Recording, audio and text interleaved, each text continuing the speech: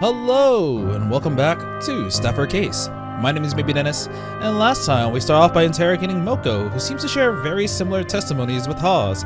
Seems like they had an equal opportunity to commit the crime with their access to military creatures.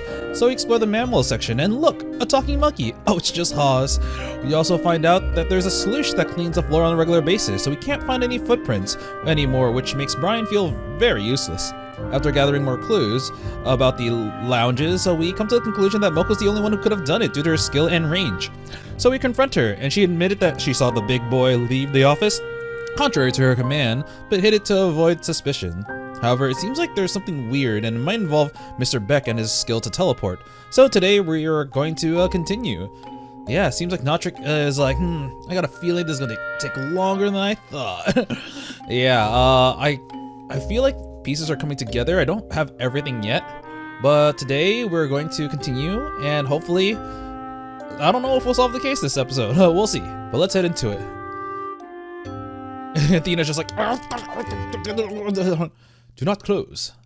Woods Creature Management Facility, Lounge number 2. Come on, come on. Yeah. ノート、どうしてここに来ようって言ったの？どうしてベックさんまで呼んだの？ Oh, yeah, Beck, you get over here. それはもちろん疑問を解決するためにベックさんの力が必要だからですよ。いやー、私がお役に立つことがあるなんて光栄です。光栄だと思ってくださり光栄です。それではまず It's an honor to be ベックさん honored. のスキルについてお話ししませんか？私のスキルはさっきお見せしたと思うんですが、 Yeah, don't you fucking touch me again, I'll kill you. もう一度お見せするのは構いませんがまた殴られるのは遠慮したいので。That was all his fault, though. へえ、そうでしたね。先ほどベックさんは自身のスキルを使ってチーム長を瞬間移動させました。One of the things I've always wondered about teleportation is what happens if you teleport someone to a space where there's already stuff in it. I think that's always like a question about teleportation, because if that happens and it depends on if you displace it and the area that you cover is transferred to the other area or not. But isn't that like a Oko? They just place an item where the brain would be and then boom, teleport into that. It's kind of terrifying, to be honest. 私が移動したのはたった1メートルぐらいの距離だったけど、突然だったから状況を把握するのに時間がかかったわ。もしベックさんがスキルを使ったと言わなければ、最後まで自分に何が起きたのかわからなかったと思う。Oh wow, there isn't actually a sense of discomfort. So yeah, especially given that Moko was reading a book, so she was distracted. If she got teleported, she probably wouldn't even notice. Maybe like, oh whoa, my seat is no longer warm. あ、それじゃさっき話してた方法って？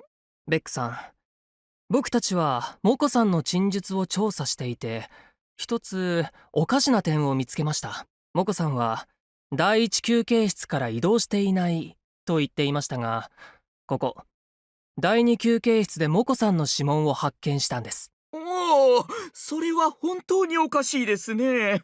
そんなことがあり得るんでしょうか。I think right now the question is, what is the point of that? Because according to this, if she were teleported to lounge number 2, her ability would still work. If she got teleported to the feeding room, that's a different story, because depending on how far she is, it might not reach all the way to the reptile wing. Oh, actually, I guess it depends on how far the animal is in the reptile wing, because you can't assume that it's like just right next to the feeding room. It could be on the other side of the reptile wing that's like much further. Yeah, it's kind of a range question at the moment. 可能じゃないですか？あなたのスキルを使えば。あなたになら第一休憩室にいるモコさんを他の部屋に瞬間移動させることができますよね。 What are you doing, old man? Why are you teleporting people without their consent? いやー、そうですね。自分のスキルなのに私には思いつきもしませんでしたが、ただもしモコくんが他の部屋に瞬間移動したんなら、周りにあるものとかで移動したことに気づくんじゃないですかね。一般的にはそうでしょう。しかし今回の状況は特殊です。モコさんがいた第1休憩室と第2休憩室はほぼ同じ見た目になっています。そのため詳しく観察しなければ自分が移動したことに気づかないでしょう。ああ、もちろん2つの部屋にも違いはありました。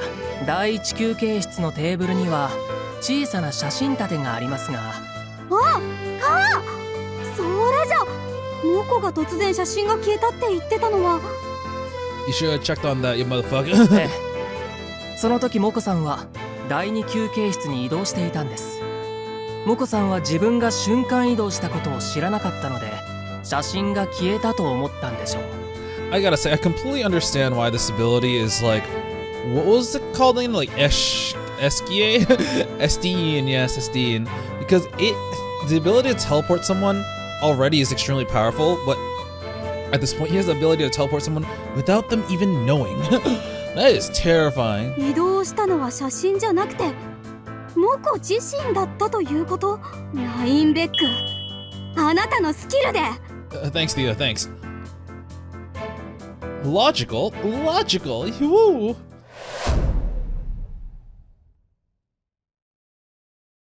It was you, 8backs. どうですか、ベックさん。あなたから説明していただけますか。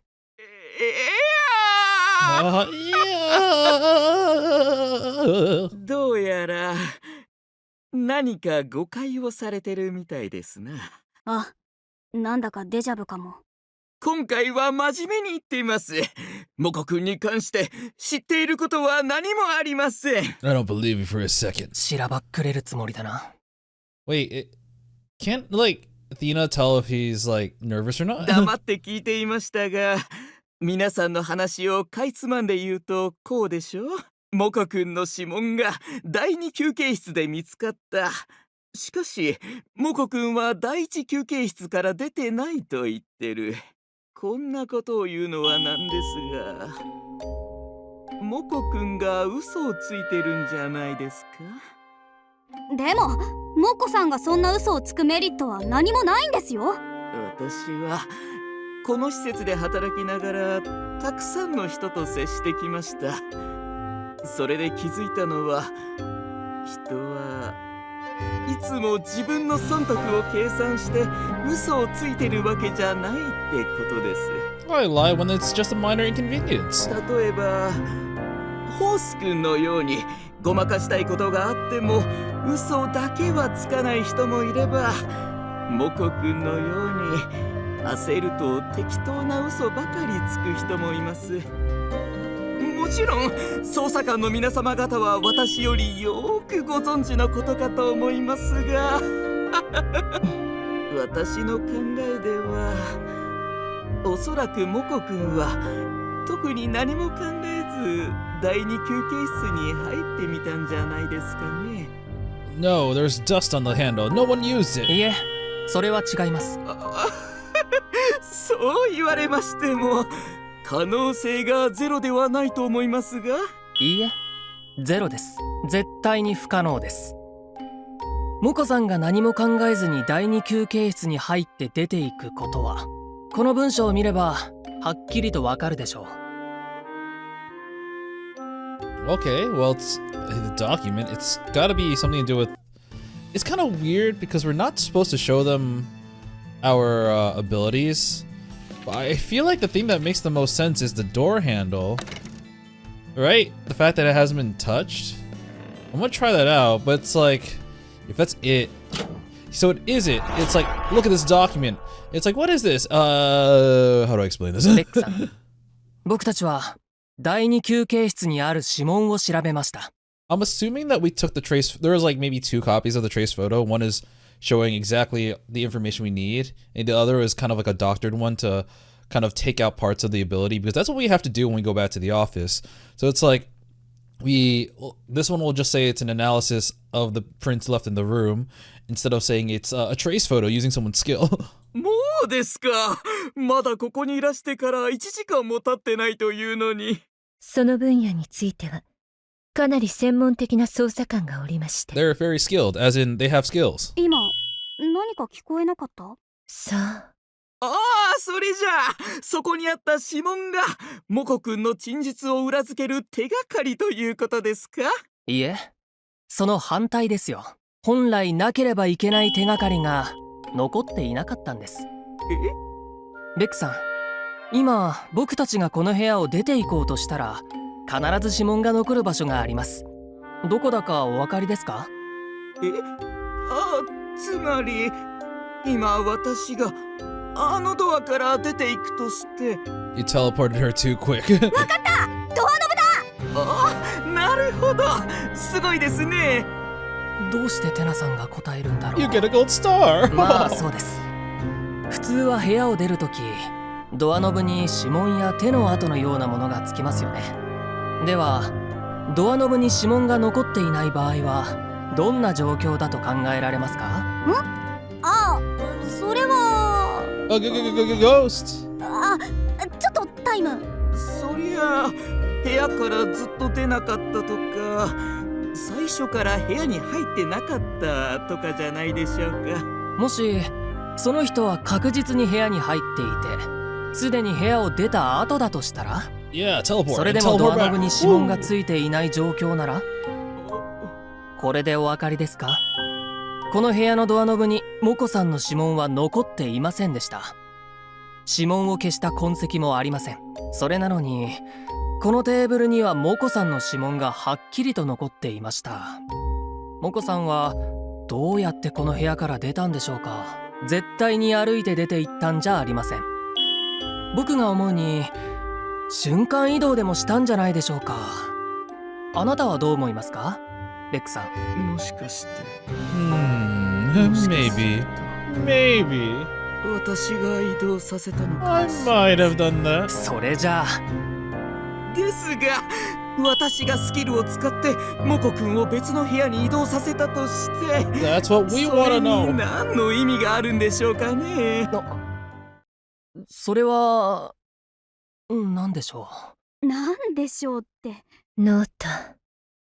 また後先考えずに喋ったわね。理解できない行動があれば陳述書をもう一度読み直すといいかもね。それに容疑者たちが取った行動がまとめてあるわけだから。Check out the statements once more. That's where you'll see a list of suspects' actions. う。はい、そうですね。 Okay. ベックさんは自分のスキルを使ってモコさんを移動させた。モコさん本人も気づかないうちに第1休憩室から第2休憩室に、これによって意味が変わる陳述があるかもしれない。確認してみよう。 Okay. I think I'll have to think about this for a little bit. So just double checking. So choose two things. Choose one thing. All right. So does Moko's movements from lounge 1 to lounge 2 change things at all? Is there an action that can be seen in a different light now? Oh, I mean, I don't know. I think it's gonna be this. But I think I want to try this, but honestly, this is what makes sense to me. Like, the range of her thing is going to change, or not change, but like things are going to be out of reach. But it's probably going to be her testimony. Oh wait, would it be this? I ran as fast as I could, but wait, what's the range on his skill actually? Max 8 meters. That means he was already close by, so he shouldn't have been the last one there. Oh, nah, okay. I heard screams coming from the reptile wing, but it technically isn't coming from the reptile wing anymore? Nope. I mean, that makes sense for it not to be it, because he just heard it from that direction, and that lounge is still in that direction. Oh, it was this part. Then I used my skill on the creature in the reptile wing. I'm sure I sent it to eat at the feeding room to my left looking in. So by doing this, the room that she actually sent it in was to a different room. It was to the office, so the feeding room was now the office. Okay, yeah, that checks out. That makes a lot of sense. Yikes. Ooh, okay, so like, it is partially negligent, but it モコさ wasn't ん her がいる fault 場 at 所が変 all. わったことで違う意味を持った陳述があります。Okay, I get it. So, I thought that like it wouldn't matter if she commanded the reptile wing to go to the feeding room, no matter how far it is, the range it still counts. But that wasn't her demand. It wasn't her order. Her order was go to the room to my left, because that way it's a lot simpler and that way the animals will understand it easier. But because she got switched over here, the room to her left was now the office room. Oh, and that is not good. もう見つけたの？ノート？もしこれが事実なら、モコさんは些細な違いではありません。これは今までの何よりも事件に深く関わってくる秘密でした。I do like this because I was also thinking like, why would that make a difference? It was because of that. 言っていることの意味がよく。モコさんは軍用クリーチャーに餌をやるとき、休憩室の椅子に座って命令します。自分がいる部屋を基準にして左にある部屋のものを食べるように。それがモコさんが知らないうちに第2休憩室に移動していたとしたらどうなるでしょうか。モコさんがそこで同じ命令をしたとすれば。これって I do have a question. 左にある部屋って。I guess my question is, how does she send orders? Is it just yelling and them hearing it, or is it like mind telepathy? Because like, yeah, maybe it's just that. なんてことを。はい。第2休憩室の左の部屋は被害者の事務室。モコさんは自分でも気づかないうちにクリーチャーをそこに送ってしまいました。そしてクリーチャーはいつものように部屋にあるものを食い尽くしたんでしょう。ちょっとベックさん、あなたのしたことが被害者の命を奪ったんです。 Shit, I feel like we're reaching a conclusion, and this is the conclusion I would have reached as well. But we still haven't done a lot of the other interesting gameplay stuff. We haven't, I'll be honest, they haven't booted me to a save, so clearly it isn't like a good or bad end choice yet. But I feel like this is what I would have kind of thought was the answer, so... But clearly there's a lot more to the case, so I'm just like wondering like, what more is there? 自分のスキルではなく人のスキルを利用して。 Logical. Oh wait, no, not logical. Not yet. 待ってください。何かおかしいです。私には全く身に覚えがありません。本当にそうだったらいいですね。何も知らない人を殺人の道具に使う犯人と今まで普通に会話してたかと思うと吐き気がします。 Oh, I see where this might go. Because now we have suspicion on this dude, we might be able to access the basement now because the rules will be null and void at that point. 私はその事件が起きた時、自分の研究室にいたんですよ。それは単にあなたが主張しているに過ぎません。僕たちが研究室を調べたいと言った時、あなたは管理局に手を回してまでそれを阻止しましたよね。So now it's not like, oh, your word can't be trusted. We have the authority. We were basically gaining the authority to investigate that room because he needs that room to prove his alibi. 主張を続けるのなら、僕たちが研究室の中を調べることを許可してもらえますか？ダメです。 Oh shit, never mind. それだけは。そもそも皆さんの主張は仮説に過ぎません。その仮説に当てはまるのが私一人なので、私を犯人だって決めつけてるんです。私が研究室にいたのが嘘だというなら、まずそれを証明しなければならないのが捜査官の仕事ってやつじゃないんですか？ He's pulling out all the legal jargon. 言ってくださいよ。本当に私がモコ君にスキルを使ったのなら、私は研究室じゃなくてどこにいたんですか？事件発生時にあなたがいた場所ですか？私の管理情報をご覧になればわかるでしょうけど、スキルの射程距離は8メートル。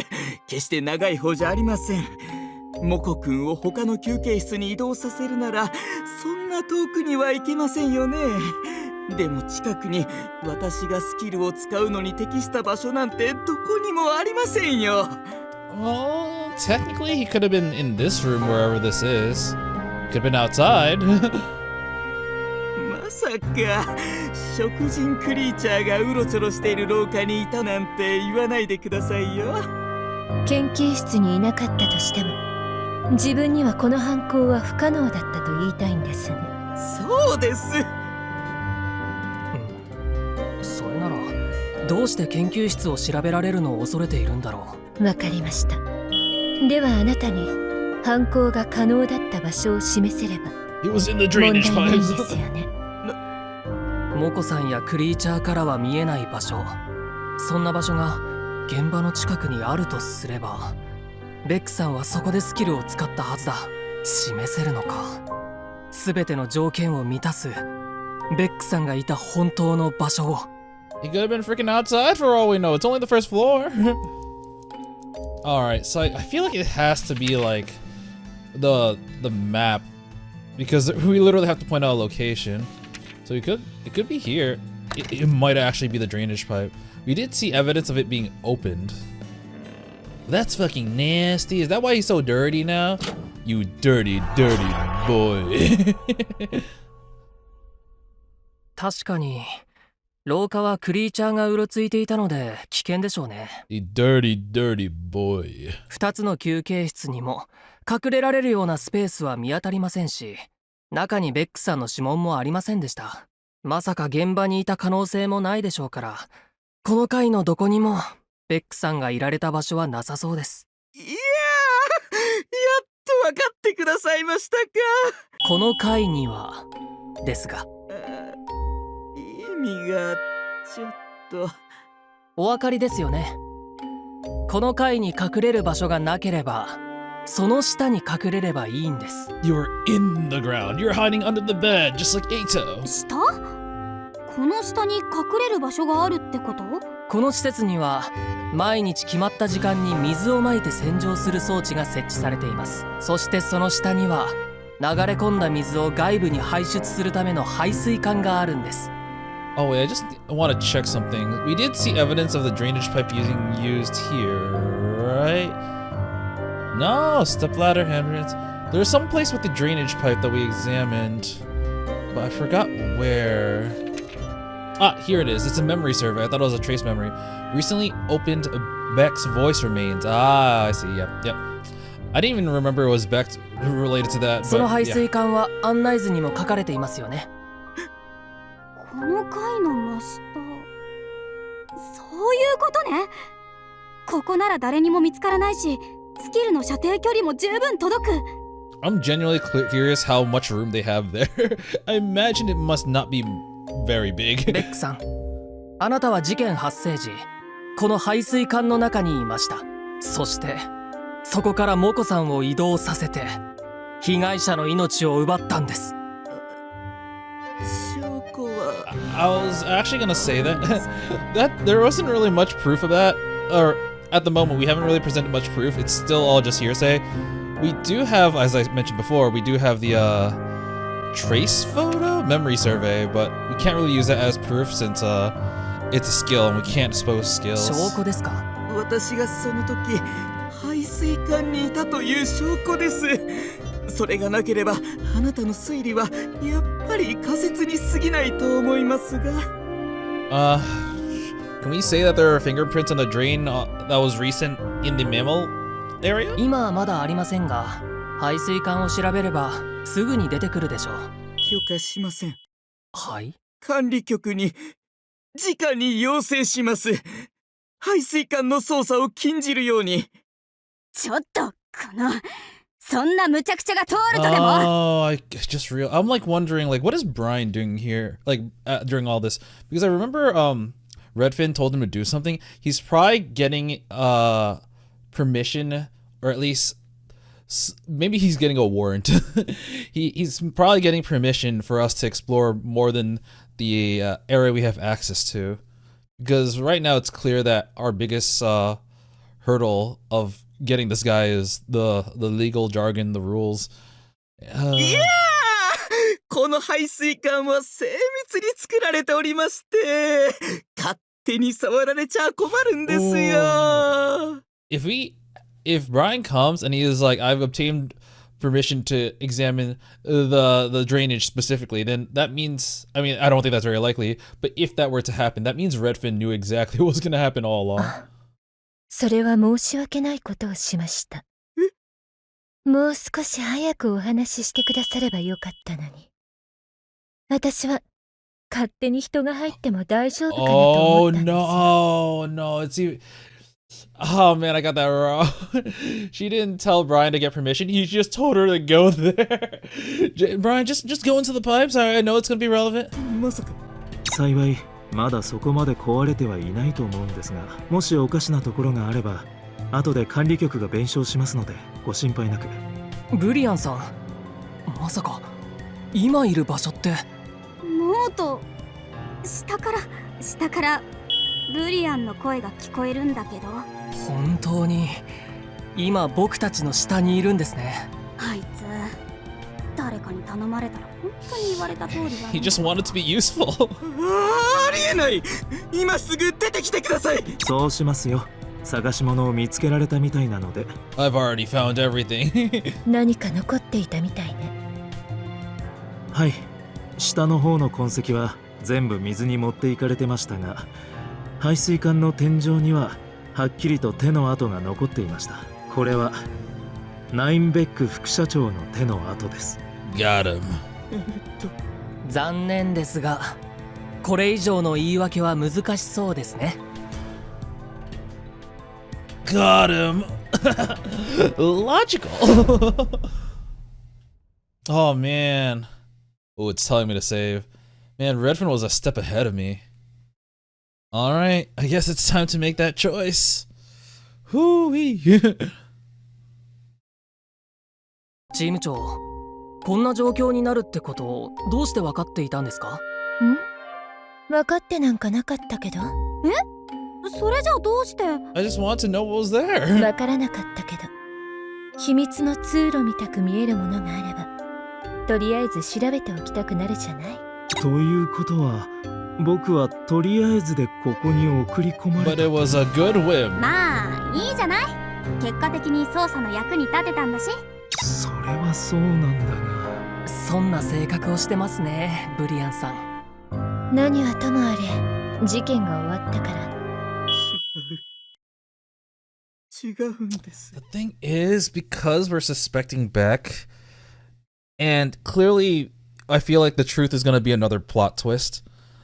I feel like just arresting Beck right now, it's going to result in, but it was actually impossible. So there's got to be someone else, and the person we've talked to the least is Hawes. So at the moment, I'm going to assume it was him. Oh man, because I was really thinking that was just going to be Beck, but that is kind of, I guess, predictable. And I feel like, once again, in mysteries, a lot of times they'll try to make the most unexpected person be the criminal. In this case, we have completely ignored the possibility of Hawes being the criminal for the majority of it. And I feel like he could also have a motive, because clearly these creatures are being raised just to be like basically they're livestock, or they're used for some purpose. Like how they are staffers, they don't really have many rights. So I think it's clear that he's really close to a lot of the animals. And as I mentioned, it might just be like because his ability was marked as a Esteem level. He may not have had many friends, and he made friends via animals. I'm thinking that could be like a possible motive. はい。今度は何ですか？僕たちが証明しなければならないことは全て証明したはずですが。そうじゃありません。ただこれは私が経験したことで、信じなくて結構です。いえ、おそらく信じてもらえないでしょう。でも最後に私の話を聞いていただけませんか？何かおっしゃりたいなら止めはしませんけど。確かに私はあの時排水管の中にいました。でも私はそこに入っていません。え？私には排水管の中に入った記憶がないんです。気がつくと暗い場所にいて。Oh shit! Oh shit! Humans are mammals. I don't know if I ever said that. I don't think it came across my mind, so if I did say it, then I completely forgot. That's what's gonna make him guilty. I was like thinking, it's like, how are we gonna get... As I just kind of voiced who I think the culprit is. I thought it was gonna be 9 Beck, but due to being a little bit meta and understanding that like there's a lot more to prove, I was wondering how we're gonna circle back to it being Hawes. But oh, that completely went over my head. 私は地下の研究室にいたはずなのに、いつの間にかそこに移動してたんですよ。And now we're gonna see the laboratory is all the way here while the mammal wing is here, and there's proof that he was near the mammal wing. そしてやっとの思いで排水管から這い出たら、社長が死んでたんです。 So that explains why his power is the highest level. I was always kind of wondering why his ability was ranked higher than Moko's. It's not just the ability to be more precise with animal commands. It's the ability to control other people as well as their staffing abilities. Ooh, that's really cool. 私は罠にはめられたんですよ。私はもうそれ以上おっしゃりたいことはないと思っていいでしょうか。わざわざ聞くほどの価値はありませんでしたね。それでも私は取り調べ担当だから、言い訳だとしてもとりあえず聞いておきたかった。もともと聞くこと以外に取り柄ないし。そうですか？でも確かに聞いてみるまでは役に立つ発言かどうか判断できませんね。でしょ？でも今のベックの言葉が本当である可能性は 1% もないのかな。誰かがベックを気絶させて排水口に押し込んだかもしれないじゃん。いいえ、苦し紛れのどうしようもない言い訳よ。ノート、テナにさっきの発言がどうしてありえないのかを教えてあげて。もうこれ以上調べるところもないし、隠されたものもない。これでこの事件は終わらせましょう。見苦しい言い訳の余地をなくすのよ。 Okay, yeah, I see how this is gonna turn out. At least I have a general idea. So I'm gonna try to get the bad ending first because I feel like that is... Sorry, I just printed out those transcripts and Brian's I'm still alive. Please, just remember, I'm still here. But you can either agree with Thena's comment or reject Redfin's comment. And I feel like... Or sorry, support Redfin's comment. I feel like supporting Redfin's comment is gonna lead to the bad end, so I'm gonna do that first. And I believe the thing we need for this specifically would be this one and the handprints, because the handprints... Oh wait, where is it? Trace of... I keep pinning things by accident. Sorry, it's the drain with Beck's voice. So it's shown that like Beck was the one who opened it. Never mind, I'm not sure then. Oh, whoops, I think I may have done the wrong thing. So it might actually, instead of being supporting Redfin's, it'll be rejecting Thena's, and it's gonna be the drain. I was pretty sure the drain was what's gonna be it. I think I supported Redfin instead of opposing Thena, so yeah. This will get us the basic bitch bad ending. テナさん、ベックさんは自分で排水口の中に入りました。え？どうしてわかるの？チーム長が調査した記憶調査書に排水口を調べた項目があります。In this case, we can use the memory survey because we're not trying to convince Beck, we're trying to convince Thena. 排水口の蓋が開けられた時に、ベックさんの声も確認されているんです。他の人がベックさんを気絶させて排水口に引きずっていったんだとしたら、蓋にベックさんの声が残っているわけがありませんよね。I am kind of...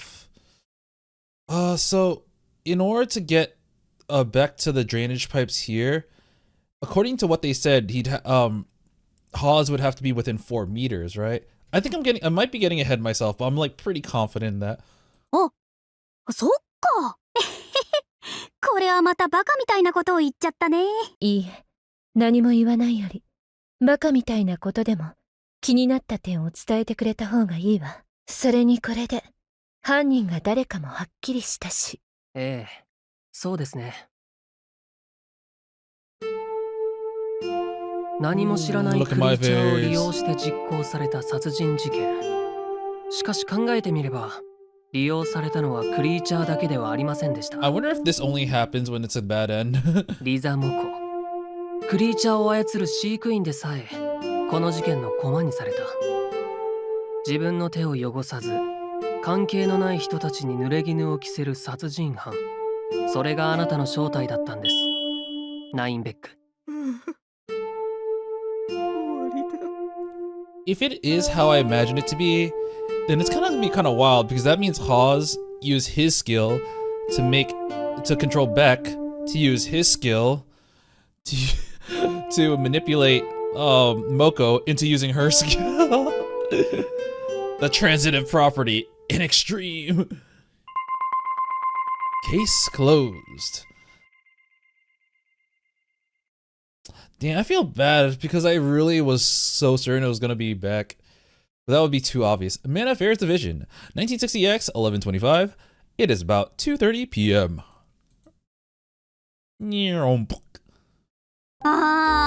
大変だった。ノートのおかげで早く終わったのに、他の事件の何倍も疲れた。それくらい事件の内容が濃かったですからね。自分の目的のために他の人に殺人をさせるなんて。僕たちと同じ人間なのに、どうしてそんなことができるんでしょうか。ノート。違うよ。そん人じゃないんだよ。はい。He's a killer. みんな、お疲れ様。30分休んで、次に担当する事件を決めましょう。あんまりだよ。お昼抜いて出発したのに。ソーセージが残ってますけど、食べますか？ They're made of really big, juicy creatures. 冷めてるね。仕方ないわ。今回は4人全員で一つの事件に取り組ん Didn't で you have like 7 of them before we left? You were trying to explain the case to us and you're like, oh. そうですね。4人全員で捜査した分、他の事件が後回しになってしまいました。Unfortunately, there's only 3 of us left. I can almost hear his voice. 4人？ I'm still in the drainage. I'm still alive. チーム長、ブリアンさんはどこに行ったんですか？あなたたちと一緒に来てないの？来てないよ。車2台なんだから2人ずつ乗ってくるのが当然でしょ。私の後部座席にブリアンが乗るスペースがあるわけないじゃない。それじゃあ。Don't we have the sport? ブリアンさん、聞こえますか？ I'm sorry. The caller you have called is the person you have called is out of range. Well, ノート、待たせて悪いな。排水管が思ったより狭くて、出るまでにもう少し時間がかかりそうだ。僕のせいで帰りが遅れてすまない。あと10分くらいで出られるから。sorry for delaying your return. Shit. すっかり忘れてた。どうします？わかった。こうしましょう。私たちは排水管の中で苦労したブリアンのために新しい服と食べ物を取りに Excuse me. 一旦管理局に戻ってきた。I can still hear you. いい案ですね。塗り薬も持っていきましょうか。それ採用。心配している雰囲気が出せそうだわ。 Oh my god. 本当にあなたたちって人手なしだね。人手なし。それからテナさんは薬とソーセージを持ってまた現場に向かった。後からテナさんに聞いた話では、完全に冷めたソーセージを食べるブリアンさんはどこかジーンとしてい Oh るよう my に見え god. たそうだ。 Brian's such a Labrador. Such a golden retriever. こうしてウッズでの事件は幕を閉じた。 But something was actually off. だけど僕は事件の報告書を作成しながら一つ釈然としないことを思い出した。ナインベックが管理局に手を回してまで隠し通した地下の区画。ベックさんは犯行当時その場所にはいなかったはずだ。その場所は彼の殺人とは関係がない。 That's true. We still haven't figured that part out yet. なのにどうしてベックさんはあそこまでして僕たちが調べることを阻止したんだろう。課長はどうしてあんな身勝手な要求をの疑問ばかりだが、事件はすでに解決した。僕たちの仕事はここまでだ。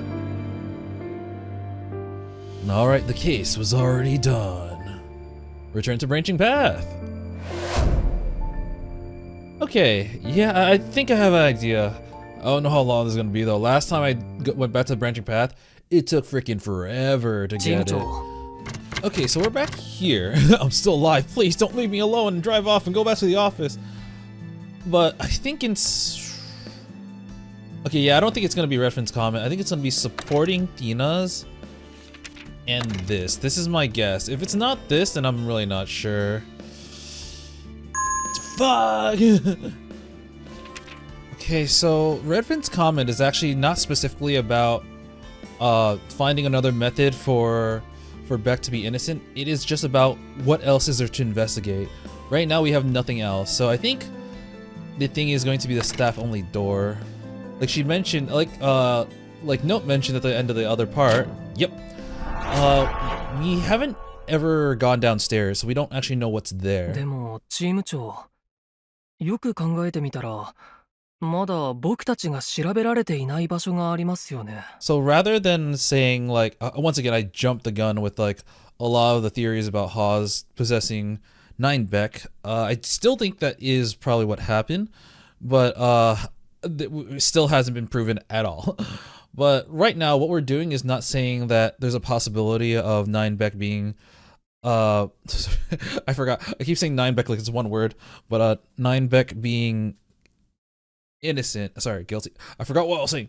We're not trying to prove him innocent in his claim that someone knocked him out. What we're trying to prove is that there's something else to be investigated. あら、そうだった？はい。哺乳類館にあった立ち入り禁止と書いてあるドア、その向こう側です。あそこ。多分研究室がある地下に続いてるドアだったよね。いやー、そこには入らないってことで話がついてるはずですよ。 So are we gonna be able to go there now because he is the primary suspect and we don't have to listen to him? まあそうね。上に話が通っちゃってることだから、できるだけ放っておいた方がいいかも。ですが、あの時おっしゃいましたよね。その合意はベックさんが調査に反対しているからで、Oh, yeah, there ベ we ッ go. クさんが事件と関係していることが明らかになれば、ノート、そこを調べたい特別な理由でもあるの？私たちがすでに集めた証拠だけでも、ベックの犯行を証明するには十分だと思うけど。I am kind of curious what this is because Beck is basically willing to take the fall for this. He's like, he doesn't want to take the fall and he's like trying to find every possible way to get out of being found guilty of this. But he's still more willing to be found guilty than to let us discover what's there. My hypothesis at the moment is that maybe there are some like human creature, whatchamacallit, like monsters or like hybrids there, and he's been conducting experiments trying to like merge them. Or maybe he's just straight up experimenting on humans and not just creatures, and that's like clearly a violation of human rights. So I think that's gonna be something related to that, but that's just the theory. ベックさんの反応が気になったんです。はい。最初はベックさんが事件発生時に研究室にいたという主張を通すために調査を妨害しているんだと思いました。しかしここまで来ると研究室にベックさんの痕跡が残っているかどうかはさして意味がありません。それなのにベックさんは僕たちが地下を調べるのを阻止しようとしています。It's weird because technically it isn't strictly related to the investigation, or it's like tangentially related, but it's not strictly related to the investigation since the murder happened on this floor and like no one was there. But because we know it's extremely sus, we're trying to find any reason, like we're trying to grasp onto reasons to basically explore the basement. もしかするとベックさんの犯行の裏に他の何かが隠されているかもしれないと思ったんです。その手がかりが地下にまだ残されているんじゃないかと。大丈夫じゃないでしょうか。どうせ僕も排水管から出るのにまだ時間がかかりそうですし。Yeah, yeah. その間に地下を調べるのはどうでしょう。 Please don't leave me alone here. 仕方ない。許可するわ。ただし後で課長に怒られたらノートがちゃんと私を慰めてちょうだい。 Oh shit, I'm gonna send your ass back to New Mexico. それはちょっと。ということでドアの鍵はお持ちですよね。どういうつもりなんですか。私が許可しません。私はまだここの副社長です。いいえいいえ、これはベックさんにとってもチャンスじゃないですか。地下の研究室から突然排水管に移動したんですよね。研究室を調べたらその発言を証明できる手がかりが出てくるかもしれませんよ。さっきの話が真実だとすれば断る理由はないんじゃないか。 Is he gonna do it? それから一つ訂正させてもらうと、ベックさんはもう副社長じゃなくて最有力容疑者です。 You're just a person. I have a gun. ドアの鍵くださいますよね。Oh, man, we're seriously antagonizing this guy for good reason. But this guy could probably kill us all with his ability. It's kind of terrifying. Creature management facility, basement. Alright. ここが皆さんがどうしても見たいとおっしゃっていた建物の地下です。 So all I see is a mask, a coat, and nothing else. It's just a giant room. Huh. なんていうかベックさんにお似合いの場所ですね。空気がよどんでいて、1階に比べるとだいぶ散らかっている。地下には自動で洗浄する機能がないんだろうか。だとすると。 In that case, our best boy can be useful, maybe. 調査を始めましょうか。はい。調査ですね。 She's like, I don't fucking like the juju here. Get me out of here as soon as possible. さっさとやっちゃおう。 We got a memory survey. All right, let's take a look at the room. Just okay. So it's wait, the mask isn't a clue. Seriously? So it's a bucket, this with a bunch of blood here, and the door. Huh? I mean, it just looks like a room. I'll start with the bucket. このバケツの中にあるものは毛でしょうか。かなりの量だね。それでさっきから鼻がムズムズしてたのかな。実は今くしゃみが出そうなんだ。 Don't. するならあっちを向いてくださいね。チーム長、記憶を読み取りましたか。他を調べましょう。はい。Was it like part of an animal? She's like, yeah, this animal got slaughtered. I don't want to tell you about it. モップか。掃除道具がここにあるということは、やっぱり地下には自動で洗浄される仕組みはないみたいですね。じゃあここなら足跡も全部残ってるかも。まあありえますが、重要な痕跡となりそうなものは全部ベックさんがモップで消したんじゃないかと思います。なにそれ、結局上と一緒じゃん。ただこのモップの先端、 He's 暗くてよ blood. く見えないが妙に赤くなっている気がする。 We're not really doing much memory stuff here. このドアはどこに繋がってるんでしょうか。そこは研究室です。私が主に勤務している場所ですよ。ここがさっきからずっと話に出ていた場所ですか。ベックさんの主張通りならもともとここにいたのにいつの間にか排水管に移動してたわけですよね。 Man, I have no doubt that Beck is doing some heinous shit in his laboratory because this group, apparently, we saw the photo of like the original team. I think it was like 15 people, at least 10, and like only 2 of them are left, which is the director who is now dead. So he's the only one left out of that group. So like, unless all of them died mysteriously, I feel like they all left because there's just something that doesn't align correctly with their values, and Beck is probably the reason for と that. ころでクリーチャーの研究というのはどういう風に進めているんですか。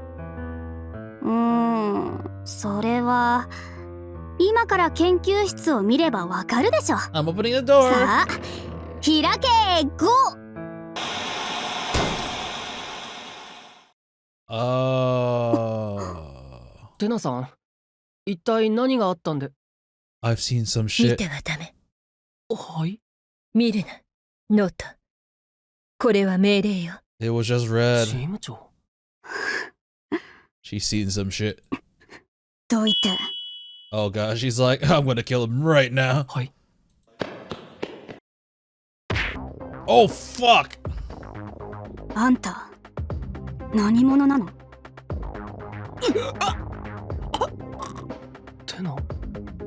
テナさん。テナ、やめなさい。二度は助けられないわよ。放っといて。私は答えが聞きたいの。言いなさい。あんたは何者？今まで何をしてきたの？ It always cracks me up when people are like demanding answers while also choking the fuck out of them. よく喋るね。もっときつくしなきゃかな。これのことだね。これだった。上にいたクリーチャーたちも全部こうやって作ったの。Is it like human transmutation?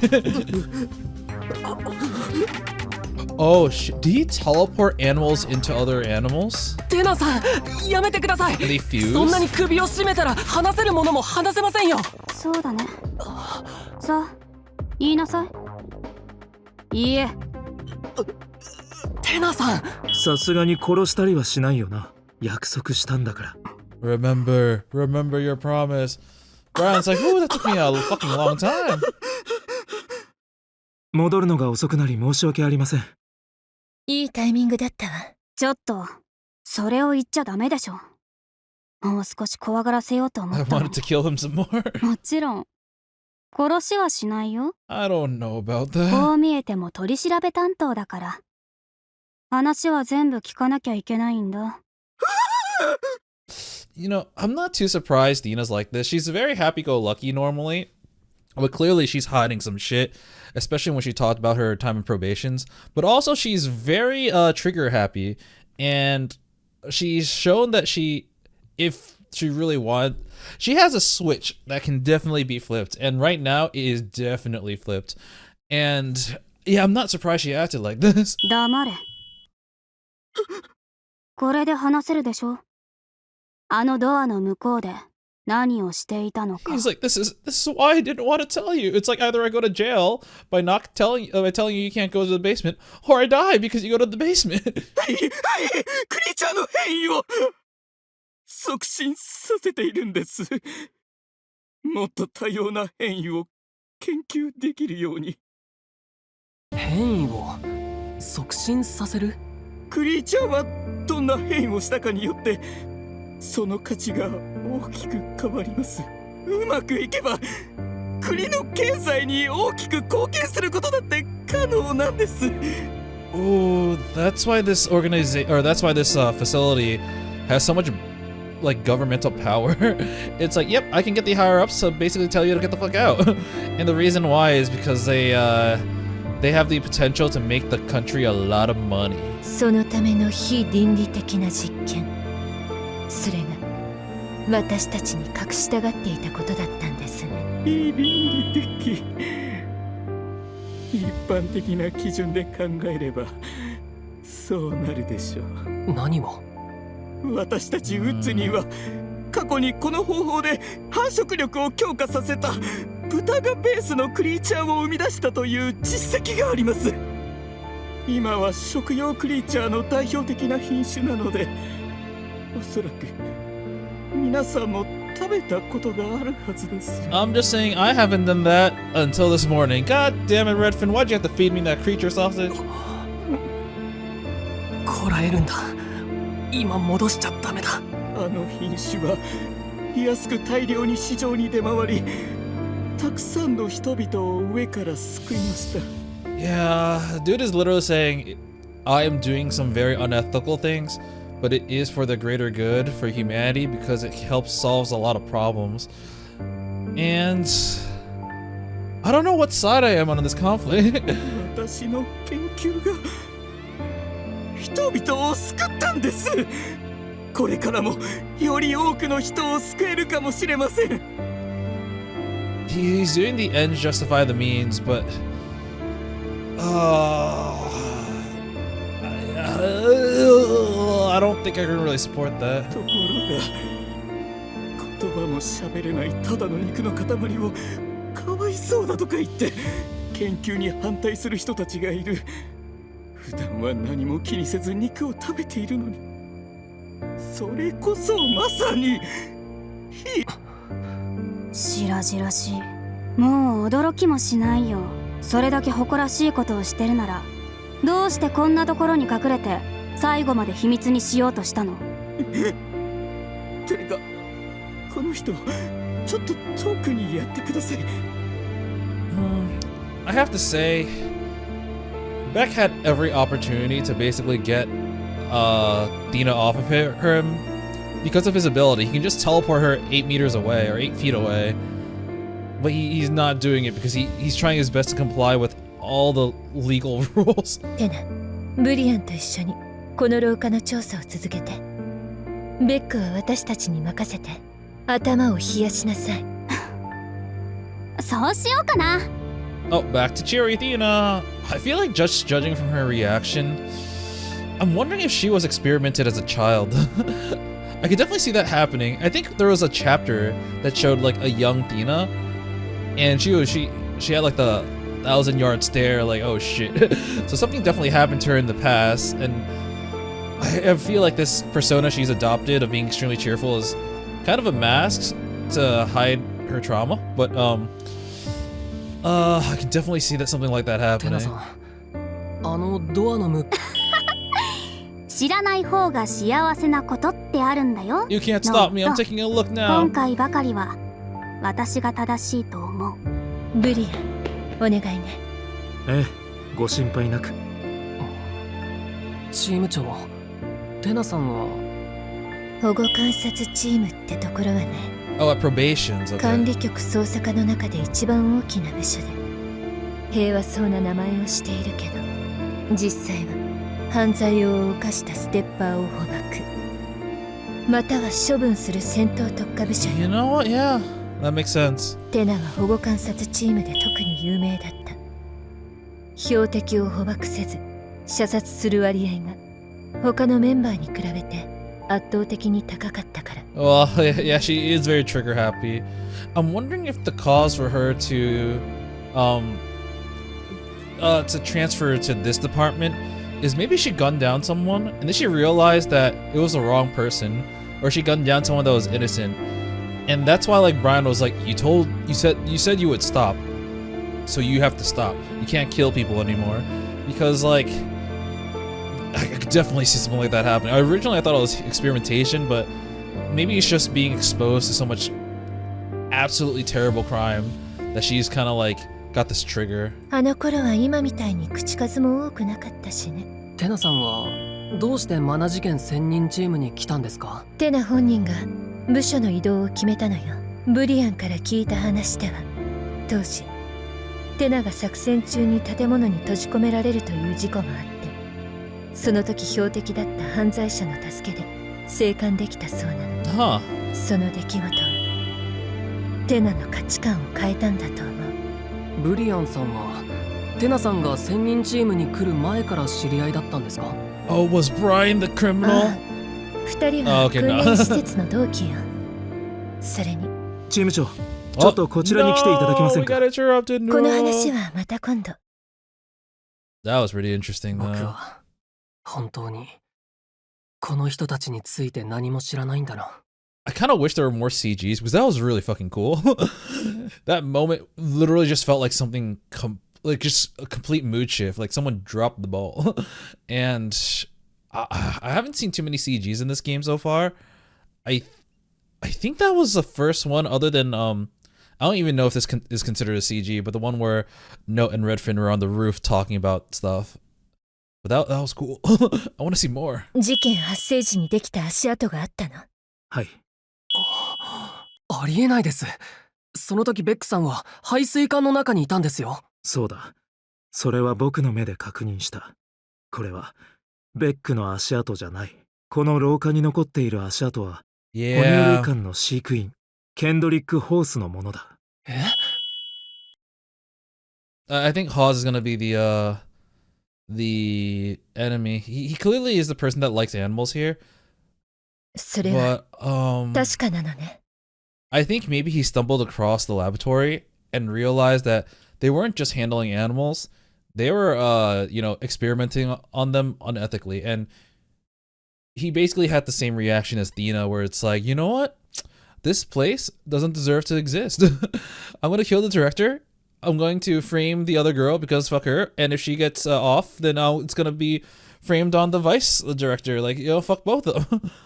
ええ、この足跡の大きさ、歩幅、間違いなくホース本人のものです。だけど、さっきホースは哺乳類館にずっといたってことで決着したじゃない？それは勘違いだったんだわ。勘違い？ノート、さっきブリアンが作成した痕跡写真よ。Okay, this is a new trace photo. So, okay, fingerprints are Beck's on the door. Footprints are Hawes. 4 triangle. What? We got diamonds here. That happened at 12. And then we have Beck's footprints at number 4 going in. It's going in? I'm just gonna keep going. これを見たらあなたもわかるでしょ。Oh, Beck. Yeah, no, is Beck's footprints going in? And when he started there. So it does not show. It only shows Hawes leaving. ええ、ホースさんがいた場所を哺乳類館だと僕たちに思わせた手がかり、それとこの痕跡を見ればどうして勘違いをしたのかわかります。Why were we mistaken at the fact that Hawes is there? I think I know what this is. So if we go take a look at the previous trace photo and the current trace photo, it's going to be the 4 rectangular impressions, and the thing it's going to be is that thing is the stepladder. And the reason we thought Hawes was in the mammal room was because he was sitting in the stepladder that was in this room. But now that we know that where he was sitting was actually somewhere else, it changes things. And not only that, it also changes his range. 僕たちがホースさんのいた場所を哺乳類館だと思い込んでしまったのは、そこにあった脚立のせいでした。脚立に残されていたホースさんの痕跡の時刻が被害者の死亡推定時刻と重なっていたからです。ああ、そうだったね。それで？はい。ノート、今は捜査中よ。Wait, what was wrong with that? すみません。I gotta check that again. We thought Hawes was what? At the same time? At the same time we estimated... I don't understand what the problem was there. Why did it get so awkward? だから、事件発生時にも今脚立がある場所にそのままホースさんがいたんだろうと考えたんですが、それが間違いでした。そうか。この地下通路の床に残された4つの四角い跡。これはおそらく。It's kind of weird because I thought that like I forgot who had said this, but I thought someone said that Beck probably cleaned the floor of any prints. はい。哺乳類館にあった脚立の跡です。そしてチーム長がその脚立の記憶を読み取った結果。ええ。他の場所に移動した記憶が残っていた。Yep, of it being moved. つまり、ホースさんは脚立をここに持ってきて使ったんです。なので、ホースさんは事件発生時、哺乳類館にいたのではなく、ここにいたということになります。立ち入り禁止のこの場所に。だが、どうしてこんなところに脚立を持ってきたんだろうか。もしかしてスキルを使うためじゃないかな。1階にいるクリーチャーを射程距離内に入れるために。I gotta check this again because the thing is, let's say that he's like here, right? Over here. How is he going to use his skill to get Beck out of the laboratory, go around all the way to the mammal wing, or like the other wing, and into the drainage pipe? No, it was the mammal wing because he had to go through there, into the drainage pipe, by still maintaining his range. Because the range, he would have to be stuck here, right? So that's the only thing I'm not really quite getting. Yeah, we'll see. いや、ホースのスキルの射程距離は4メートル。地下の天井に張り付いてスキルを使ったとしても、1階の哺乳類館までは届かない。それじゃあ、なんで？ There is a possibility that the ladder was moved by, like, when he was in Beck, controlling Beck, and moved the ladder with Hawes on it. That would make Beck freaking chiseled as hell carrying both Hawes and the thing on it, and that would maintain the range. But I don't think that's it. とりあえずホースを呼びましょう。彼に直接聞いてみるしかないわ。 Man, I only suspected Hawes after like, this episode only because he was a person that we least got to know. この事件まだ隠された何かがあるのか。 I do kind of wonder what's gonna happen with Beck after this because, he's like, yeah. 神気臭い場所だな。 Like, よくこんなところに引きこもっていられますね。Beck may be doing things that are unethical, but it is not against the law. In fact, it seems like the government supports it. ああ、副社長。どうしたんですか？何かまた余計なことでも言ったんですか？まさか、モコに騙されて？ホースさん、質問は私たちがします。事件発生時、ここに来ていましたか？なんでまた、誰がそんなことを？ Oh, 副 wait. 社長が言ったんですか？ I was like, it's taking a long time. ええ、ここにいましたよ。 Wow. それならどうして？僕たちが聞いた時に哺乳類館のはしごに腰掛けていたなんて言ったんですか？ Is he gonna say, I never said I was in the mammal wing, did I? 大抵はそうしてるって言っただけで、事件の時も哺乳類館にいたなんて一言も言ってませんが。 It's funny because they did, I believe, Beck did say that Hawes rarely lies or prefers not to. And he didn't actually lie about this. そんな。 He was just playing around with 僕たちが words. そう思い込むように誘導したんじゃないですか？いや、皆さんが勝手にそう思っただけでしょ。ええ、事件発生時はここにいましたよ。 He's それが like, 何か？ this ain't the murder room. What's wrong with that? それじゃあ陳述してください。事件発生時ここで何をしていたのか。別に構いませんよ。真実ってやつを教えてあげますよ。 Speech review. 副社長は時々鍵をかけるのを忘れるんですよ。最初は好奇心でここまで来てみたんですが、研究室で行われていることを目にして愕然としました。 What is that day? Shake? Nope. 人も他の動物も大して変わらないのに、あまりに傲慢じゃないですか。 Hey, this is what's gonna be it. Humans are no different from animals. So you actually felt empathy for a lot of these creatures and they were being experimented on. 俺はここで起こっていることを世間に公表することにしたんです。そこで鍵がかかっていない時に来ては証拠を集めていました。昨日もちょうどドアが開いてたんです。他の理由はありません。 Oh, that is not his only 何 reason. かおかしなこと言ってます？とりあえず辻褄は合うな。I don't think it fits because there's no reason to bring a freaking stepladder here. 当たり前ですよ。俺は見苦しい嘘なんてつきませんから。それならどうして我々に教えてくれなかったんですか？教える？管理局の人間に？冗談でしょ。ノート、今の陳述この部分なんだけど。ええ、ちょっと見過ごせない陳述がありますね。そこをとことん追求してみましょう。I am kind of curious if it's the thing I was thinking. I actually have no idea. Because a lot of times, I feel like things I'm not too confident are, they usually end up not being right. That's my only reason for coming down here. That's what I'm gonna push. Damn it. I thought it was gonna be a stepladder.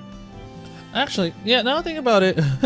Beck has footprints going in and out, but Hawes only has footprints going in. That might be it?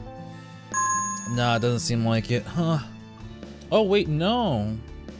Hawes' footprints show going in and then leaving, actually, yeah. Never mind. There are actually no footprints for Beck leaving, that's the thing. It seems like the handprint here, the timing only matches up with Beck, but not Hawes. I don't think that's gonna be it because it's probably gonna require something from his own statement. But I'm kind of struggling with this one. I'm gonna be honest, I'm not sure. I'm gonna take a hint. This is where the documents to combine. So we have the pinned one and the floor plans? Oh, is it possible it's just on the same statement, same witness statement? Two contradictory things? I decided to something and something. Statement 5 and 7? I have no idea, dude. Is it just the statement and the fact that his heart beat? Oh, it is. Okay, sorry, that took me so long. And because the documents glowed blue, I wasn't sure if the map was glowing. え、何ですか突然。最有力容疑者であるベックさんも聞いている状況で、異常心拍のことは口にできない。Yeah, you really don't wanna 質問してみるか。share any secrets with Beck. I'm sure that he's the type of person to utilize whatever information he can to like control you. 事件発生時、あなたがここに来たのは、先ほどおっしゃった以外にも理由があったんじゃないですか？ええ、まあ、そうですね。思ったより簡単に話すな。では、その他の理由について話してもらえますね。いいえ、秘密です。ホースさん、そうやってストレートに陳述を拒否することはあまりお勧めできません。I would like an attorney, please. 最悪の場合、あなたが犯人とみなされて捜査が終了することもあります。もう少し考えてから発言してください。まあ、そうなったら諦めるしかないですね。でも、本当にそんなことになりますかね。今、なかなかやるわね。このままやり過ごしても自分に容疑はかからないってことが。Skip some of it by accident, but yeah, he knows that he's the least suspect at the moment, despite being kind of suspect. どうしてでしょうか。はっきりと怪しい点を何度も指摘しているのに、何ともなさそうにしているのは。それはホースが一度も嘘をついていないからよ。そういえば、ベックさんが言っていましたね。モコさんは焦ると適当な嘘ばかりつくタイプで、ホースさんはごまかしたい時も嘘だけはつかないタイプだと。Yep, that was この mentioned. 人は私たちを欺こうとするときに嘘の代わりに曖昧な言葉を使って相手が勘違いするよう仕向けている。 He's smarter than he looks. 嘘はついてない。そう言って毎回上手に言い逃れてきたんだわ。いい詐欺師は常に抜け道を用意しておくものだから。ホースさん、それならもう一つだけ質問します。何でしょうか。あなたがここに来ていた理由は事件と関係があるんでしょうか？それもノーコメントにします。どうしてですか？はい。そりゃ話したくないからですよ。プライベートなことなんで。Not saying anything isn't lying, huh? これは事件と関係なければ関係ないと言えば済む質問です。そう返事するだけならあなたのプライベートには全く触れずに済みますよね。それでも返事をしないということは事件と関係があったと考えざるを得ませんけど。確かに。じゃあこのくらいは話しておいた方が良さそうですね。俺は事件と無関係ではありません。Oh, it's interesting because our main suspect is someone who actually doesn't really lie, but he for lack of better words, he ain't a truther. 認めていただけてよかったです。どうして突然自白を？もしあそこで事件と関係ないと言ってしまったら、本当は関係があることが明るみになった時、ホースは嘘をついたことになる。Oh, I そうし thought たらもう言い逃れができなくなるでしょ。I thought that maybe he suspects us of also being staffers. I mean, they do have the identifying things such as the bracelets and everything. それで容疑を認めたわけですか。今は静かにやり過ごして僕たちがベックを捕まえた後に少し関わっただけとでも言うつもりでしょうか。それにしても口のうまさに限っては天才的だな、テナは。それに限ってはね。And nothing else. すごいです。それにホースさんは重大なミスを犯しました。僕に確信を持たせてはいけなかったんです。これでホースさんが事件と関わりがあったことが明白になりました。 Brain 何 blast? か思い当たることでもあるのか？ The hexagon thingamajig? 今はまだありません。手がかりを一つ二つつなげただけでは見つけられないかもしれませ But ん。 6 でも clues. ホースさんがどんな形であれ事件に関係しているのなら絶対に今までの手がかりの中にヒントがあるはずです。この辺りをもう少し散らかす必要があるみたいですね。 Alright, throw all the documents on the ground. It's time for the hexalogic. Alright, I have an idea of what. I mean, I've already said 今 what ま I で think ホー it's スさん gonna be. は3人の容疑者の中で犯人から最も遠い位置にいる人物だった。モコさんのクリーチャーが被害者を殺したことが明らかになった時、ホースさんは容疑者から完全に外れた。そしてモコさんに殺人を実行させたのがベックさん。この事件にホースさんが介入する余地はない。でもホースさんはさっき自分が事件に関係していることを認めた。それなら今までの手がかりを総動員して考えるんだ。残されている疑問、理屈に合わない行動、それらを全て探し出して They're all つ connected. なげるんだ。 Connect them all. Wow. Alright, so this one is probably gonna be the 4-range one.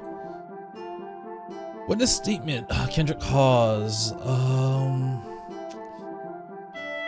I'm not sure about this one yet. I'm gonna use the heart. Oh wait, I can't select the heartbeat. I'm gonna select that one for that one. Here, I am going to select this area, which is now selectable. Here is 9 Beck's statement.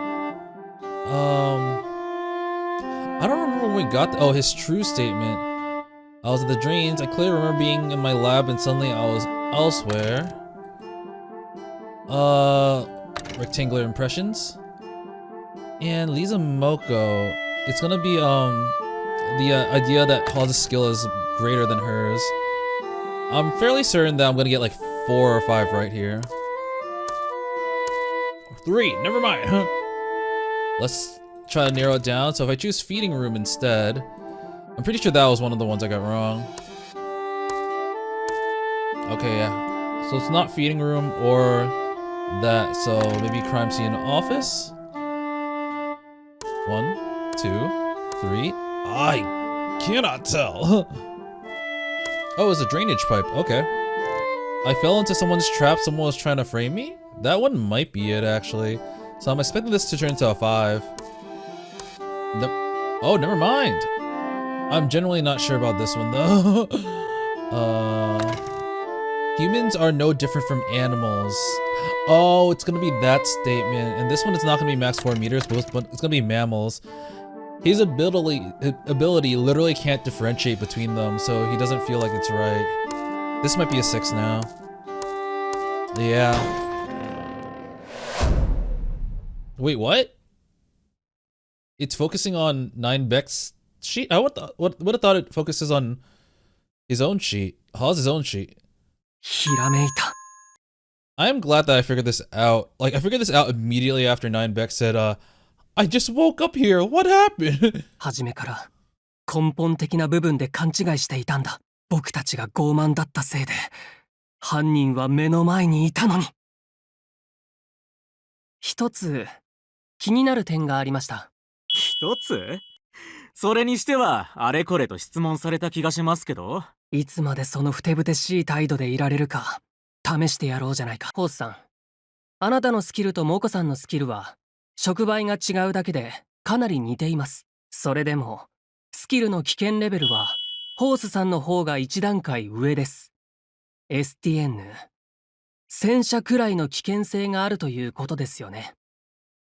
I just realized that by sitting out, I guess he doesn't even have to touch his target because of the meter thing. By just sitting outside here, he's able to control 9 Beck because he knew that because it's within 4 meters. まあ、厳密には違うスキルですからね。当然ですよ。もちろんお二人のスキルにはわずかな違いがあります。モコさんのスキルはどこかに移動させるといった簡単な命令しか出せないのに比べて、あなたのスキルは猿の口を借りて話すなど、かなり精巧に操ることができましたよね。まるで乗り移ったかのように。Oh, jeez. I didn't even realize that was part of his plan. He was like, I want to show you how my ability works. So it convinced us that that was the extent of his ability to control animals. And the reason why it was a higher rank is because he can make them do precise things. But no, it was to mask how dangerous his ability truly was by giving us a false impression of what his ability can do. しかし、それだけでより危険があるとは思えませんでした。射程距離の面では、モコさんのスキルが圧倒的に優位だったからです。結局、あなたが STN レベルに指定されたのには、触媒が大きく関係していたんですね。あなたは事件発生時、はしごを持ってここに来ていました。そして、その上に乗っていた。スキルを使うために。射程距離4メートル以内にターゲットを入れるために。I just realized. I was wondering, like, how is he able to maintain the 4 meter distance? I thought maybe, whatchamacallit, Beck controlled it, so he was able to go, like, hold him back, hold him in the ladder or something, and move it with him. I forgot that 9Beck has a different way to move people. He can just teleport him. You can just, in 9Beck's body, he can teleport his own body so that it's always within range. Oh man, that's really neat. 待てノート。さっきも言ったが、ホースがここの天井からスキルを使っても1階までは届かない。1階まで届く必要はなかったのね。え？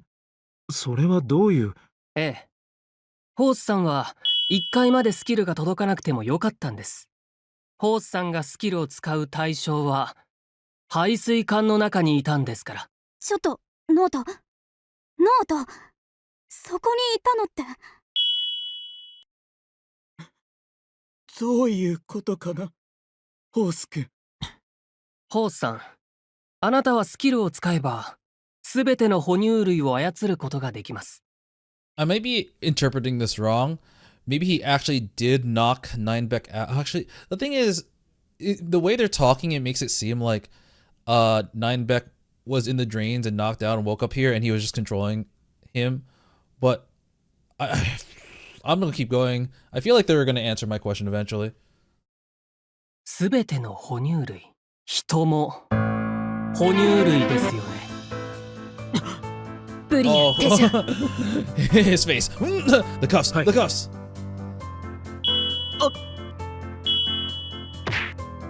何するんだ、外せ。静かにして。こっから4メートル離れていてよね。I got a gun. Oh god, what if he controls someone who has a そ gun? の手錠は普通の手錠と違うから。Ah, they're ability 私た suppressors. ちの判断次第で、あんたはここで死ぬ可能性もある。あんただったのね。最初から最後まで。勝手にしてください。俺は何も話しませんから。ホースさん、さっきも言いましたが、それは賢明な判断ではありません。何なんですか、あんた。先ほど、あなたはテナに自分は事件と関係していると自白しました。It's kind of like when you utilize your right to remain silent, you give up the right to have testimony. そして、ノートがあなたが犯人だという仮説を提示しました。その仮説はベックさんのとんでもない陳述とぴったりと符合しました。あなたがノートの仮説に反論しない、または反論できない場合、今この時点であなたより有力な容疑者はいません。あなたの武器である沈黙はもう役には立ちませんよ。くそ。では、あなたがしたことを整理しましょう。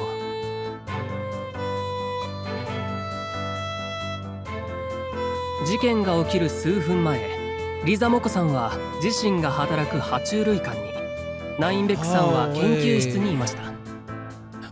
I remember when we solved the Hexa thing, the thing that showed up was actually 9Beck's profile.